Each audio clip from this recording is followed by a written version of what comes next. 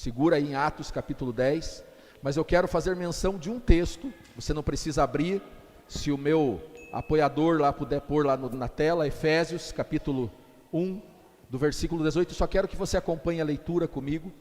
É um dos textos que eu mais gosto na palavra, está aqui na carta de Efésios, e esse trecho é um dos que eu mais gosto. A Bíblia é uma coisa maravilhosa, diga assim, a palavra é maravilhosa, é abençoadora, é edificante, é transformadora. A palavra de Deus é assim. Mas tem uns textos que a gente gosta mais, não tem? Que são aqueles que saltam, né, que chamam a nossa atenção. E esse que eu vou compartilhar com vocês está entre os meus prediletos, os meus preferidos. Efésios 1,18 diz assim: oro também para que os olhos do coração de vocês sejam iluminados, a fim de que vocês conheçam a esperança para a qual Ele os chamou, as riquezas da gloriosa herança dele nos santos e a incomparável grandeza do seu poder para conosco, os que cremos, conforme a atuação da sua poderosa força. Então Paulo, o apóstolo Paulo, o maior apóstolo que já existiu, talvez um dos maiores, melhores pastores que já existiu, o grande evangelista Paulo, ele está dizendo: eu estou orando por vocês, estou orando para que os olhos do coração de vocês sejam iluminados, a fim de que vocês conheçam a esperança para a qual Ele os chamou, as riquezas da sua gloriosa herança, a herança dele, nos santos. Preste atenção no que Paulo está dizendo. A herança dele não é para os santos, é nos santos. A herança gloriosa que Deus tem para nós, ela não se manifesta apenas para os santos, ela se manifesta nos santos. E aí, ele fala aqui, né, a incomparável grandeza do seu poder para conosco, os que cremos. Nós, os que cremos. Ele está falando, querido, da igreja. Nós, eu, você, nós, os que cremos, através de quem Ele atua poderosamente. Ele não atua apenas em nós, Ele atua através de nós. E aí o texto segue e diz assim: esse poder que Ele exerceu em Cristo, ressuscitando dos mortos, fazendo-o assentar-se à sua direita, nas regiões celestiais, muito acima de todo governo e autoridade, poder e domínio, e de todo nome que se possa mencionar, não somente nesta era, mas também na que há de vir.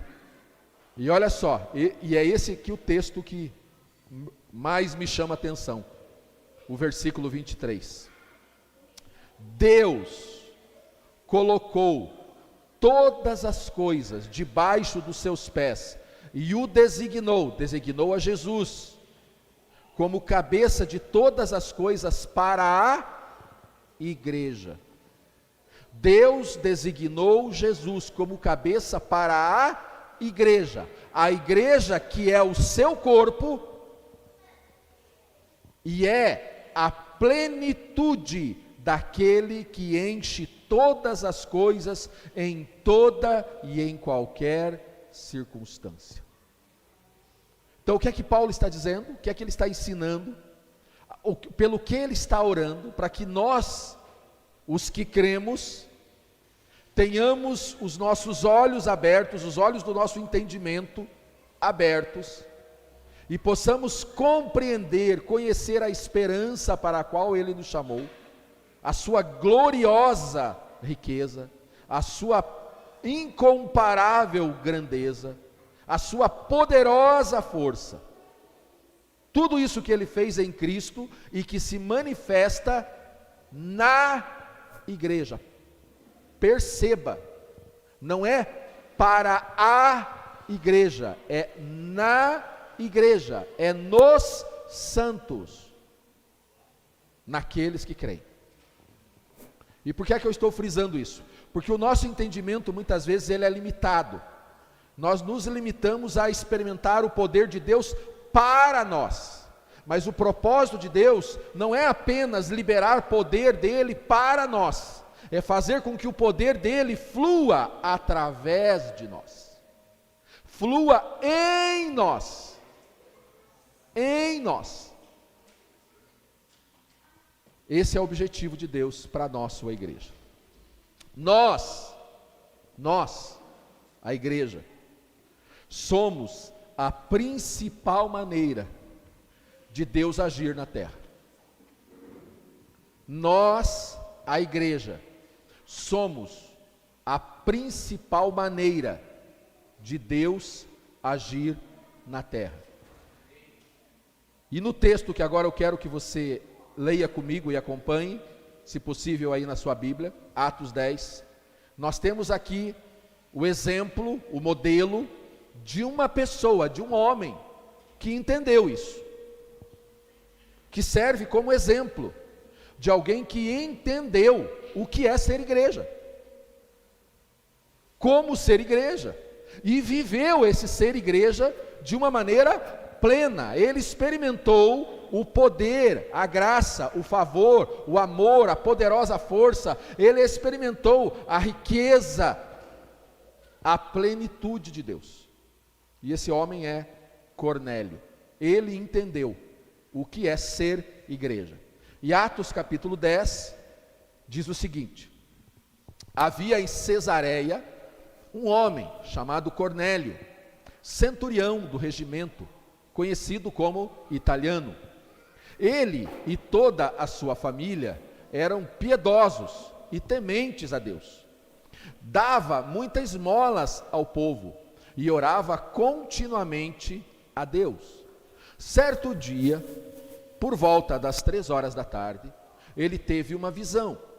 Viu claramente um anjo de Deus que se aproximava dele e dizia: Cornélio. E ele, atemorizado, olhou para o anjo e perguntou: que é, Senhor?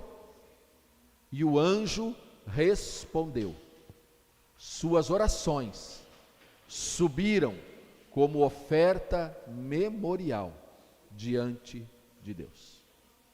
Pai, mais uma vez nós oramos, agradecendo ao Senhor por podermos estar aqui, desfrutar desse momento, poder cultuá-lo e, enquanto ministramos ao Senhor nosso louvor, nossa gratidão, nossas expressões e ações de graças, também receber do Senhor aquilo que o Senhor tem designado para nós, como propósito para este momento, neste momento. Nós nos sujeitamos ao Senhor Espírito Santo, dando-lhe total liberdade para que exerça sobre nós autoridade, governo, renove a nossa forma de pensar, abra os olhos do nosso entendimento, nos dá nessa noite revelação, sabedoria, conhecimento, entendimento de quem o Senhor é, de quem nós somos e daquilo que o Senhor tem e espera de cada um de nós e de nós como igreja. Que o Teu Espírito Santo trabalhe em nós nessa noite, nesse momento agora, que não haja devaneios, distrações, que nós possamos ser a terra boa, possamos ser o terreno fértil, o ambiente propício, onde a Tua palavra lançada como semente encontre lugar para enraigar, e uma vez enraizada, produza em nós frutos que abençoem outras vidas, cooperem no anúncio do Teu Evangelho, na expansão do Teu reino, na edificação da Tua igreja, e tragam ações de graças, honra, louvor, exaltação ao Teu santo nome. Amém. Olha só, então o que o texto está contando? Um homem chamado Cornélio, que tinha um apelido, conhecido como o italiano, um romano, ele, certo dia, 3 horas da tarde, ele está orando. Agora eu vou te fazer uma pergunta, né, 3 horas da tarde, está orando? Por que ele está orando 3 horas da tarde? Quem aqui conhece policiais, militares, quer sejam guardas municipais, PMs, enfim, guardas federais? Você conhece alguém? Você sabe como é que a maioria deles trabalha, com exceção do pessoal que faz o trabalho burocrático dos escritórios? Sabe como é que a maioria deles trabalha? Eles trabalham em escalas de 12 por 36, 24 por 48. Então, geralmente eles trabalham num período e ficam ali 1 dia e meio, 2 dias em casa de folga. O Cornélio, para nós contextualizarmos, ele era um militar do exército romano. E ele certamente, bem possivelmente, ele tinha feito a sua escala de trabalho e ele está no seu período de folga. Ele está em casa, depois de ter feito a sua escala de 12, 24 horas, né, não sabemos exatamente como é que funcionava, ele está no seu horário de folga, ele está em casa. E ele está fazendo o quê? Orando. Orando. O texto diz que esse romano, esse homem chamado, conhecido como italiano, ele era uma pessoa benquista, respeitada, as pessoas o respeitavam. Mas quem era ele de fato? O que significava? Uma outra, né, colocação importante. O que é um centurião? Um centurião era, né, na estrutura lá do exército romano, ele era responsável por 100 soldados, ele era como se fosse um capitão da guarda romana, do exército romano.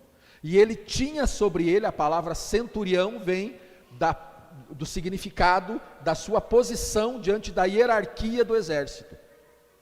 Talvez ele tenha começado a sua carreira jovem como soldado do exército, e foi se destacando, e foi crescendo, e na medida que ele foi crescendo na sua profissão, ele chegou à estatura de capitão, e ele era responsável por 100 soldados. Acima de Cornélio só estava o tribuno, que era como se fosse o comandante de todo aquele exército que servia naquela cidade. E aí tinham os centuriões, cada um responsável por 100. Acima de Cornélio só estava o tribuno. Então olha o tamanho da responsabilidade. Então, por exemplo, tinha lá, para contextualizar, né, tinha lá um general, um coronel, que era o comandante de tudo, e tinha os capitães. Cornélio era como se fosse um capitão de destacamento, com 100 soldados à sua ordem, à sua disposição, caminhando debaixo da sua autoridade, da sua responsabilidade profissional. Então, você percebe que não é qualquer pessoa, não estamos falando de qualquer pessoa. Agora tente imaginar comigo, se nós estivéssemos aqui agora, e contextualizando de novo, chegasse aqui 100 soldados, quer sejam guardas municipais, PMs, e entrassem todos aqui, 100. Como é que você ficaria? Você já olharia para o irmão e dizia assim, foi você, né? Foi atrás, é com você, né? Como diz o Zé, se fui eu não fiz, né? Se eu fiz, não fui eu. Se eu fiz, não fui eu. Esse era Cornélio. Então, ao mesmo tempo que ele tinha um certo respeito, uma consideração pela posição que ele ocupava, e talvez pelo trajeto profissional que ele percorreu para chegar nessa estatura, ele era um homem bem sucedido profissionalmente, porque tinha crescido na estrutura da sua profissão, mas ele também era temido. E aí, uma outra informação importante, ele fazia parte do exército que dominava sobre os judeus, sobre os hebreus. Então, os hebreus, ele não era um hebreu, ele não era judeu, ele era um romano, ele era um italiano, ele não era do povo de Deus. E ele causava nos cidadãos judeus, que era a maioria, até esse momento era a maioria dos seguidores de Jesus, ele causava um certo medo. Não só respeito, mas um certo medo, porque ele fazia parte daqueles que oprimiam. E você conhece um pouquinho da história, você sabe. Nem todo policial, lamentavelmente, é gente assim, tranquilo nas suas abordagens. Infelizmente, é uma realidade. E então, esse homem está orando no seu dia de folga, às 3h. Por quê? O que é que fazia com que esse homem estivesse orando?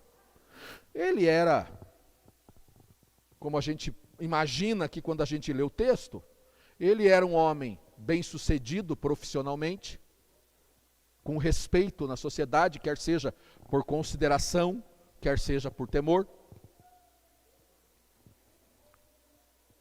Ele não fazia parte do povo de Deus, ele não era hebreu, judeu. Por que é que ele está orando às 3h?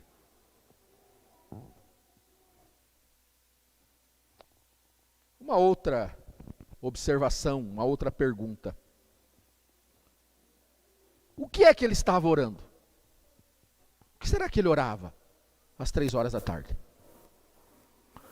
Quando nós olhamos para a Bíblia, nós percebemos na Bíblia vários exemplos, né, de pessoas que estão em oração, buscando, e a Bíblia ela é clara em dizer pelo que as pessoas estão orando. Por exemplo, Ana, a que foi mãe de Samuel, ela era estéril, e ela orava pelo quê? Ela queria ter um filho. Então, é claro o motivo de oração de Ana. Abraão, quais eram as orações de Abraão? O que Abraão queria? Um filho. O que é que Isaac queria? O que ele esperava? Uma esposa. O que é que Jacó queria? Ele queria primogenitura, ele queria um lugar de destaque na família, ele queria ser o herdeiro do pai. Nós vamos olhar outros exemplos na Bíblia, a gente vê várias vezes Davi orando, e os motivos da oração, a busca, é muito claro o que ele está pedindo. Salomão, num determinado momento, a Bíblia registra que num determinado momento em que ele ora, ele está pedindo o quê? Sabedoria. E o que ele recebe de Deus? Sabedoria para governar o povo. Mas aqui o texto ele não é muito claro em dizer pelo que orava. Às 3h, o que é que levou esse homem a orar? Quais eram os motivos da oração de Cornélio? E o texto diz o seguinte, que ele não apenas está orando, mas nesse dia específico, enquanto ele está orando, algo sobrenatural acontece. E um anjo aparece para ele, no seu momento de oração, e diz: Cornélio, as suas orações e as suas esmolas subiram diante de Deus. Deixa eu dizer uma coisa para você, querido. Deus está vendo e ouvindo as nossas orações e as nossas ações. Deus vê. Deus vê. Deus vê as suas orações e Deus vê as suas ações. E é interessante porque o texto diz também que quando ele tem essa experiência, ele fica cheio de temor, ele fica atemorizado. Deixa eu fazer aqui uma importante inferência, inserir algo aqui. Nós temos alguns movimentos no meio da igreja hoje, em que as pessoas dizem que tiveram experiência com Deus. Ai, eu fui no culto e tive uma experiência maravilhosa com Deus. Mas quando eles saem daquela experiência, aquela experiência não gera um pingo de temor nos seus corações. E quando nós olhamos para a Bíblia, a maioria das pessoas que tiveram esse tipo de experiência, assim como Isaías, caíram diante de Deus dizendo: meu Deus, o que eu vi, eu sou um pecador. E nós temos reuniões, cultos hoje, onde o pessoal fica chapado, mas essa chapação não gera temor no coração. E a pessoa sai daquele ambiente e não muda nada na sua vida. Ela continua vivendo. Porque Deus me ama, uma babação para lá, uma melação para cá, e não precisa mudar nada. Não tiveram um encontro com o Deus que gera temor. Porque, querido, a maioria das experiências que a gente tem com Deus, de verdade, vão gerar em nós temor. Pastor, então toda experiência tem que gerar medo? Tem que ser... Não. Não é medo de Deus. É o reconhecimento de quem eu sou diante de Deus. Então, irmão, cuidado com esses encontros que não geram temor. Aonde a gente vai, canta, dança, sente, mas nada muda dentro de nós. Cuidado, porque Jesus disse: cuidado, porque nos últimos tempos uns vão dizer: ele está aqui, ele está ali, ei, eu sou Jesus, aqui está Jesus. Cuidado, porque esse tipo de encontro, esse tipo de culto, esse tipo de reunião, esse tipo de igreja, só vai gerar mais gente egoísta, mais gente vaidosa, e não gente transformada.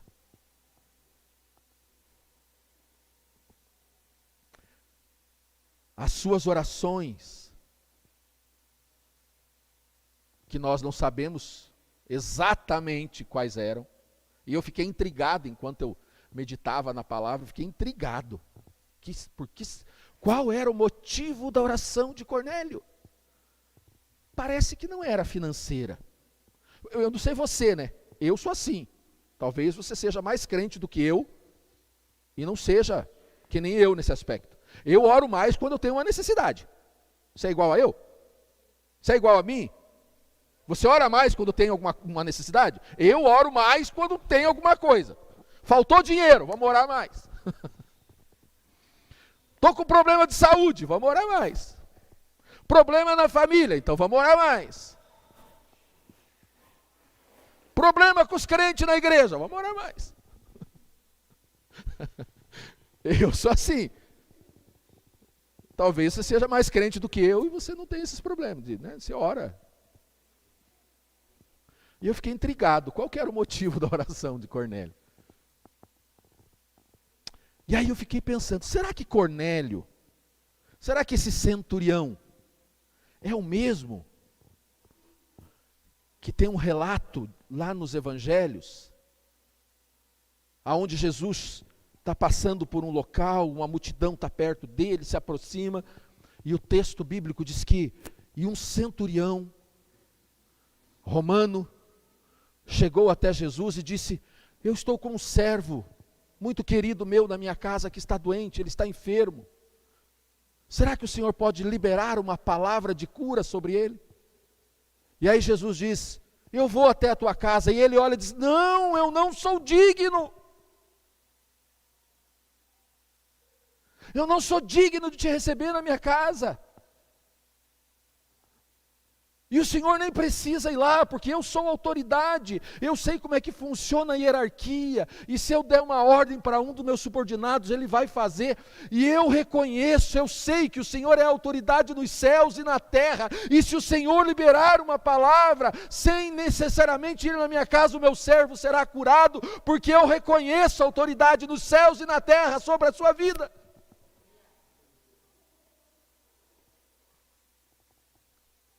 Será que é o mesmo? O texto lá do Evangelho não registra o nome, só diz que era um centurião. Será que é ele?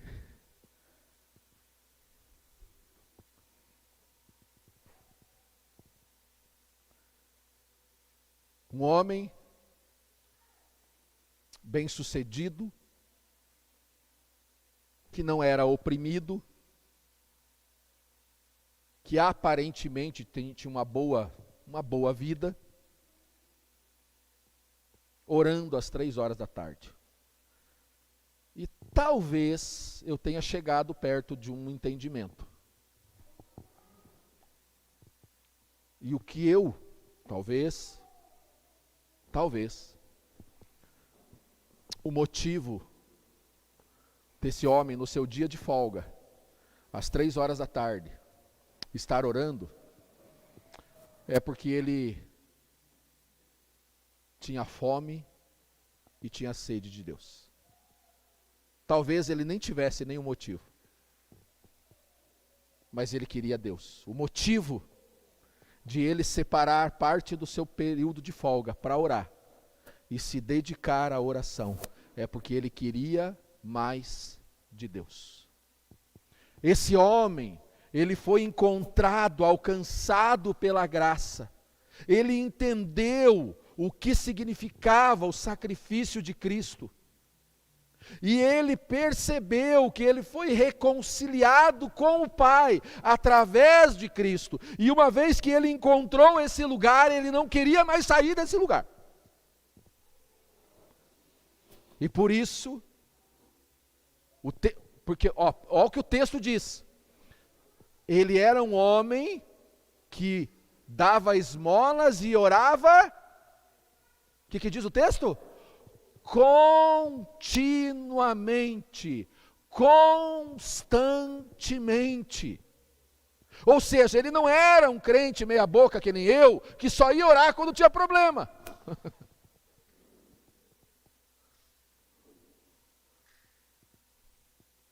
Ele entendeu o que ele experimentou o que era graça, o que era amor, o poder, e ele não queria sair desse lugar de plenitude.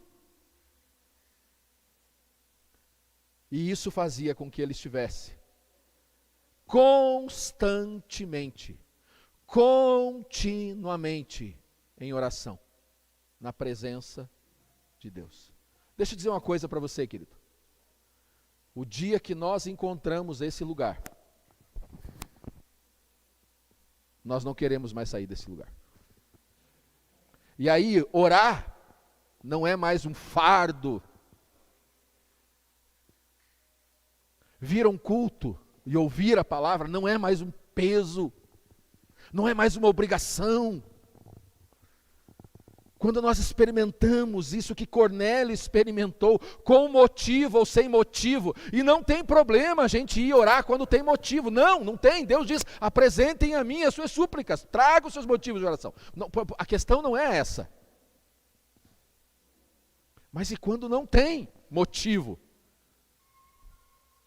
Porque se o que me leva à oração é apenas aquele motivo, quando aquele motivo for suprido, eu não tenho mais motivo para orar. Se o que traz você a uma reunião como essa é apenas um motivo, uma necessidade, um problema, quando Deus resolver, e Ele vai resolver, você não precisa mais vir.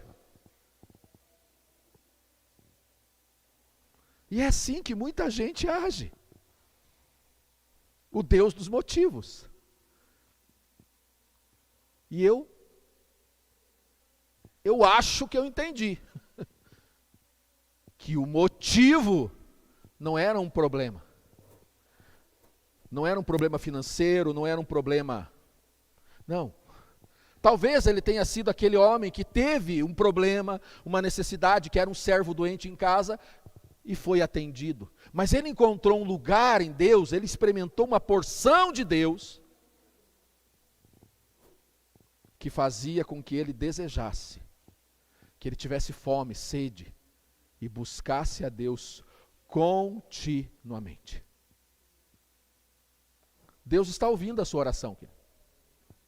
Deus ouve e responde, porque é isso que o anjo vem dizer. Cornélia, suas orações chamaram a atenção de Deus.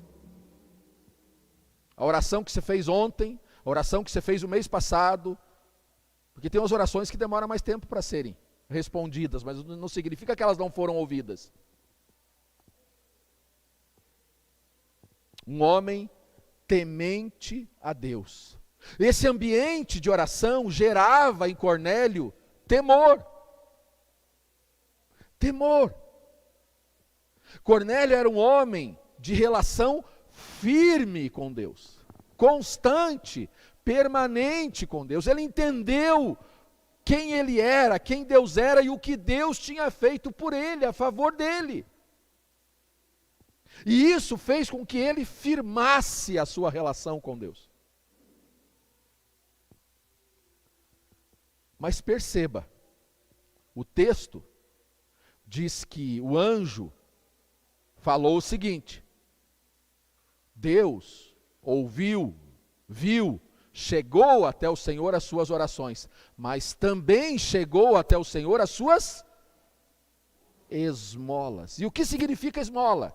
Qual é o significado de esmola aqui nesse texto?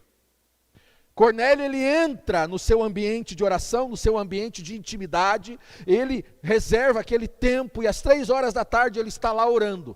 Mas ele não é daquele chapado que entra lá e não quer mais sair. Ele sai. E quando ele sai do seu ambiente de intimidade, de oração, as suas ações vão derramando daquilo que o encheu, daquilo que ele foi cheio, da presença de Deus. E ele sai derramando a graça, ele sai transbordando o amor, ele sai transbordando a presença de Deus. E na medida em que ele vai encontrando pessoas na sua caminhada que precisam, ele vai dando, compartilhando do que ele tem, compartilhando do que ele recebeu. Ele vai repartindo daquilo que Deus deu a ele. Aqui é mais do que dinheiro, querido. É mais do que dar, porque às vezes a gente olha para o texto e pensa que a esmola aqui significa só que ele dava o seu dízimo, que ele dava, ajudava os pobres. Sim, ele fazia isso. Mas isso aqui representa muito mais. Quando esse homem saía do seu ambiente de oração, de intimidade particular, pessoal, aquilo que tinha tocado ele, agora, através dele, tocava as pessoas com quem ele se encontrava. Isso é ser igreja. Quando a graça me toca, e pessoas são tocadas através da graça de Deus na minha vida. Quando o amor me enche, e através desse amor que transborda, outras pessoas são tocadas. Quando o favor de Deus, quer seja na questão material, financeira, emocional, familiar, quando o amor, o favor de Deus me transforma, e através de mim esse favor transborda sobre a vida daqueles que vão passando por mim. Esse é Cornélio. E o texto diz, um homem piedoso, porque o texto diz um homem temente a Deus e piedoso. No ambiente da intimidade, no ambiente pessoal, de culto particular, de culto pessoal, ele é cheio de Deus, e ele sai daquele ambiente cheio de Deus, e a piedade vai tocando as pessoas, temente a Deus e piedoso, um homem de oração e de esmolas, um homem cuja o amor de Deus, a graça de Deus, através dele toca o necessitado. Esse é Cornélio. Cada um sabe da sua vida.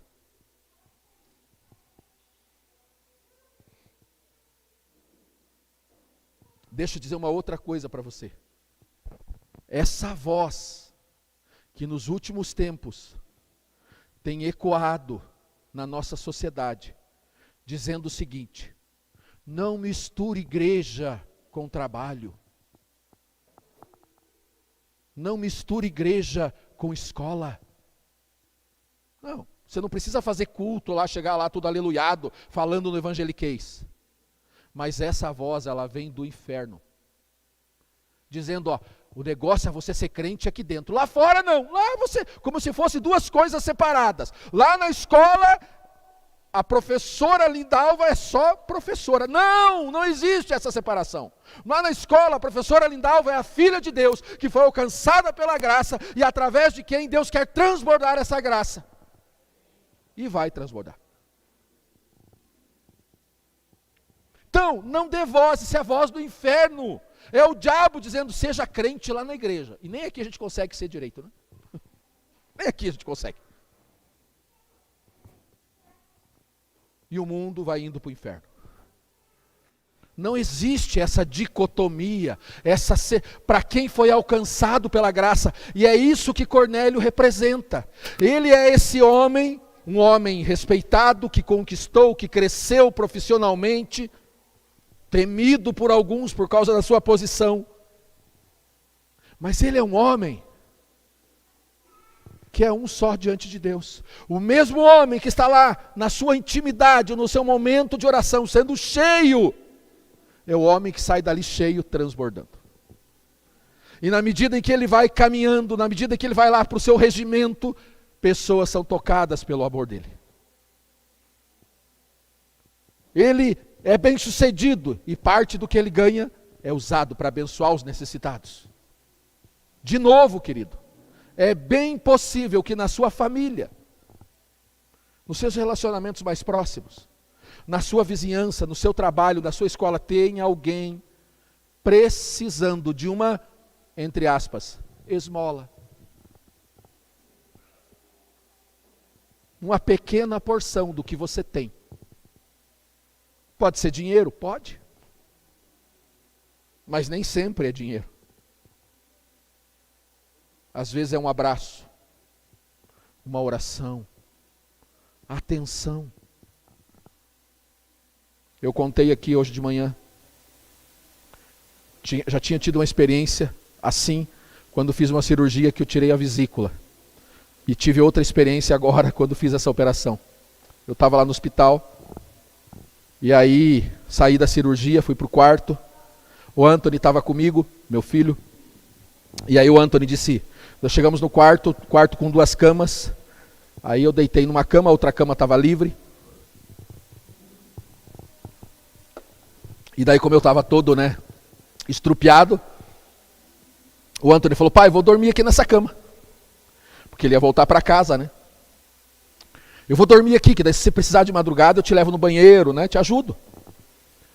Aí quando a enfermeira entrou, a enfermeira falou assim, não, você não pode dormir aqui. Porque é quarto com 2 leitos e a qualquer momento pode chegar alguém para fazer a cirurgia, ou que saiu de uma cirurgia e vem para o quarto também. Aí ele não pôde ficar. E dito e feito, eram umas 2, 3 horas da madrugada, eu, grog, acordei, aquele movimento ali no quarto, chegou uma pessoa. De manhã eu falei o nome, não vou falar agora porque está sendo gravado, como eu não tenho autoridade para falar, não tenho liberação para falar o nome, então eu não vou falar o nome da pessoa. Mas grandão, 1,90 m, funcionário público da prefeitura de Curitiba. E aí ele chegou no quarto, eu acordei, vi ali o movimento, o vucu-vucu, e eu meio grogue ainda. Aí ele ficou ali na cama, deitou ali. Aí eu puxei conversa com ele. Perguntei o nome, papai, ele perguntou que cirurgia que eu tinha feito, e ficamos ali naquela conversa. E aí eu percebi que ele estava com medo. Ele ia fazer uma cirurgia e ele estava com medo. E aí eu perguntei, ele falou assim, tô com medo.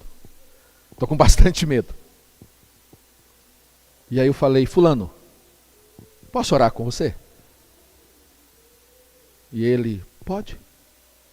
Aí eu orei com ele, falei, eu tô aqui, eu me dei bem, tô aqui, eu escapei dessa, em nome de Jesus você vai escapar também, você vai escapar também, tua cirurgia também vai dar certo, E aí ficamos ali conversando, foi a conversa, daí aquela coisa de hospital, você dorme um pouco, acorda um pouco, conversa um pouco, dorme um pouco, acorda um pouco, Você fica dormindo aos picadinhos, Aí antes de sair, no dia seguinte, quando eu saí do hospital, ele ainda estava no quarto, ele não tinha ido para a cirurgia ainda. Essa semana eu mandei mensagem para ele, perguntei se estava tudo bem. Foi bem a cirurgia, está em casa, já recuperado também. Mas quando eu saí do hospital, ele ainda não tinha ido para a cirurgia. E daí, antes de eu sair, mandei mensagem para o Anthony. O Anthony foi lá me buscar. Enquanto eu aguardava o Anthony, eu falei: fulano, posso fazer mais uma oração com você? Eu falei: ó, eu já declarei, eu creio que vai correr tudo bem na sua oração, mas vai que? Você não quer deixar tudo em ordem? Você não quer acertar tudo aqui? Daí ele deu uma risadinha assim e falou: não. Você acredita em Deus? Não, claro que eu acredito. Quem é Jesus para você? E aí ele falou assim: eu não sou muito de igreja. Eu falei: não estou falando de igreja. Eu estou falando quem é Jesus para você. E ele falou: não, Jesus, né? E aí, do jeito dele, Jesus é o Filho de Deus. Eu falei: é isso. Então vamos fazer uma oração antes de eu ir embora? Uma pessoa que precisava de uma esmola. Uma esmola. O que custou isso para mim? É esse o sentido de esmola, querido. Não é só. Pode ser de outra maneira também. Como eu disse, talvez tenha alguém necessitado, através de quem Deus pode usar você para socorrer essa pessoa. Hoje de manhã, nós estávamos aqui no culto de manhã, e chegou uma pessoa e falou assim: pastor, está aqui, ó, eu trouxe aqui uns quilinhos, né, pro carrinho do amor ali. Eu vi o vídeo lá que o senhor compartilhou, que só tinha arroz aqui na despensa. E eu trouxe aqui, trouxe leite, trouxe não sei o que, está aqui, ó. E assim que eu receber, já fiz um voto com Deus, eu vou dar mais uma oferta, pastor. Uma esmola. Para acudir alguém que está em necessidade. A graça de Deus transborda através da igreja. É através de você que Deus vai tocar as pessoas. A igreja é a principal maneira de Deus agir na terra. Ele está limitado à igreja? Não. Não. Se você não fizer, ele vai deixar de fazer? Não. Mas ele espera que nós façamos parte disso. Pastor, se eu orar por alguém, Deus vai se mover? Vai. E se eu não orar? Ele vai se mover também. Mas então por que eu preciso orar se ele não depende da minha oração? Porque ele quer te envolver no processo. Ele quer que você faça parte. Ele quer transbordar através da sua vida. Ele quer fazer para você e através de você. Por isso o texto de Efésios diz que a grandeza, a riqueza nos santos, não apenas para os santos. Então, querido, quem é a igreja não é aquele que fica apenas esperando para mim. Ele deixa através de mim. Através de mim. E como é que termina a história de Cornélio? O texto que nós lemos aqui não fala. Mas depois você pode ler lá a sequência de Atos, capítulo 10. Um dia, Pedro, o apóstolo Pedro, vai até a casa de Cornélio. E Cornélio, esse homem que tinha uma vida de oração, que reserva parte do seu tempo de folga para orar, que quer estar na presença de Deus, que não abre mão da presença de Deus, e que na medida em que ele sai, ele vai usando os seus recursos e dando aos poucos, compartilhando as pequenas porções daquilo que Deus deu para ele, ele vai compartilhando com as pessoas, mas ele pensa: eu posso fazer mais. E o que é que ele faz? Pedro vai vir na casa de Cornélio para fazer um culto, pastor Cleverson. E ele diz: eu vou chamar toda a minha vizinhança. Porque não pode ser só para mim. Não pode ser só para mim. Tem gente que precisa experimentar o que eu experimentei. Tem gente que precisa receber o que eu recebi. Então sabe o que eu vou fazer? Eu vou convidar todo mundo para minha casa para ouvir o pastor Pedro. E sabe como é que termina esse culto? O texto diz que a casa de Cornélio está cheia de gente. E Pedro começa a pregar. E enquanto Pedro nem termina a pregação. E aquela casa é cheia pelo Espírito Santo de Deus, e as pessoas são cheias pelo Espírito Santo de Deus, e aquele culto termina numa fogueira só. Por quê? Porque Cornélio abriu a sua casa para que a sua família, os seus amigos, os seus vizinhos experimentassem, pudessem ter a oportunidade de experimentar a graça que tinha tocado a vida dele e que o fazia sentir a plenitude de Deus. Deus quer usar a sua vida, irmão. Deus quer fazer, Ele vai responder. Vou repetir aqui. Ele está vendo as suas orações, e as suas orações serão respondidas. Mas Ele também está vendo as suas ações. Como você tem usado aquilo que Ele já tem te dado. Como? Vamos orar? Curve a sua cabeça. Feche os seus olhos. Se você quiser ficar sentado, se quiser se colocar em pé, fique à vontade. Se quiser se ajoelhar, fique à vontade. Faça aquilo que você sente necessidade de fazer, direção em fazer. Você está na presença de Deus. Cornélio encontrou o propósito de Deus para a sua existência. E por isso os céus respondiam às suas orações. Sabe o que é que vai fazer com que os céus respondam à nossa oração? O dia que nós encontrarmos de verdade em Deus o propósito para a nossa existência. Cornélio era um homem bem sucedido, mas ele entendeu que Deus não queria apenas fazê-lo um militar bem sucedido, um profissional bem sucedido. Deus queria usar a vida dele. E Cornélio disse: eu entendi porque é que eu estou aqui. Eu entendi porque é que o Senhor permitiu que eu chegasse na posição que eu cheguei. Eu entendi porque é que o Senhor me permitiu conquistar as coisas que eu conquistei. E eu quero viver para a tua glória. Eu quero que outras pessoas sejam tocadas. Eu quero que o Senhor seja conhecido e reconhecido. Cornélio encontrou sentido, propósito para a sua existência. E porque ele encontrou esse sentido, esse propósito, ele passou a viver para a glória de Deus. Um homem de oração e de intimidade. Um homem de comunhão, de relacionamentos. Um homem de ação junto à sociedade. A vida de Cornélio manifestava a Deus no quarto, no culto e nas ruas. A vida de Cornélio transbordava de Deus no quarto, no culto e nas ruas, nos escritórios, nas escolas, no ônibus. Aonde Cornélio passava, o bom perfume de Cristo exalava. Um homem que carregava a presença de Deus aonde ia, que exalava o bom perfume de Cristo por onde passava. Tanto no ambiente de oração, como nos seus ambientes de relação externa. Deus quer encher a sua vida, irmão. Deus já está transformando e vai transformar ainda mais a sua vida. Mas Ele não quer apenas mudar o seu comportamento. Às vezes nós achamos que Deus só quer padronizar. Não, Deus quer usar a sua vida. Ele quer dar sentido à sua existência, propósito para a sua existência. E eu quero convidar você a orar agora, enquanto o louvor é ministrado. Senhor, eu quero encontrar esse lugar que Cornélio encontrou. Eu quero ter essa revelação que Cornélio teve.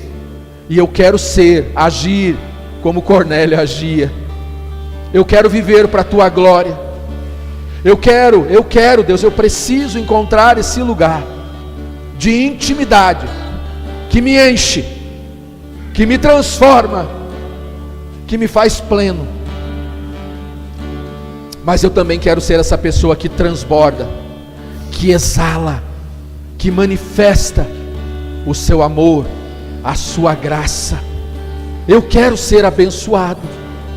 Já sou e sei que posso ser ainda mais abençoado, mas eu quero ser bênção sobre a vida das pessoas que cruzarem o meu caminho, que caminharem ao meu lado, que passarem por mim.